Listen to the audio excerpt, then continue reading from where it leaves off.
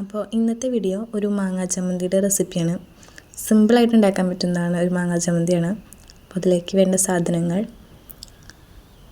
മാങ്ങ ചെറുതായി അരിഞ്ഞത്, പിന്നെ കുറച്ച് വേപ്പില, ഒരു ചെറിയ കഷ്ണം ഇഞ്ചി, നാളികേരം ചെറുകിയതായിരിക്കും കുറച്ചുകൂടി ബെറ്റർ, പിന്നെ ചെറുള്ളി.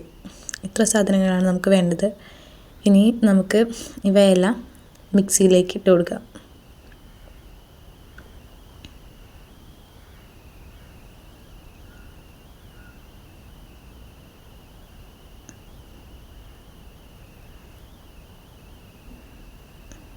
ഇനി ഇവയെല്ലാം കൂടി നന്നായി ഒന്ന് അടിച്ചെടുക്കണം. അപ്പോൾ അതിന് മുൻപ് നമുക്ക് കുറച്ച് ഉപ്പ്, പിന്നെ മുളക് പൊടി, പച്ചമുളകായിരിക്കും കുറച്ചുകൂടി ബെറ്റർ, എല്ലാം ചേർത്ത് നല്ലപോലെ അടിച്ചെടുക്കുക. അപ്പോൾ നമ്മളുടെ മാങ്ങാ ചമ്മന്തി ഇവിടെ റെഡി ആയിട്ടുണ്ട്.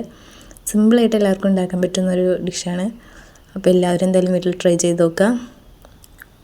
അപ്പോൾ പുതിയൊരു വീഡിയോ ആയിട്ട് കാണാം. അതുവരെ ബായ്.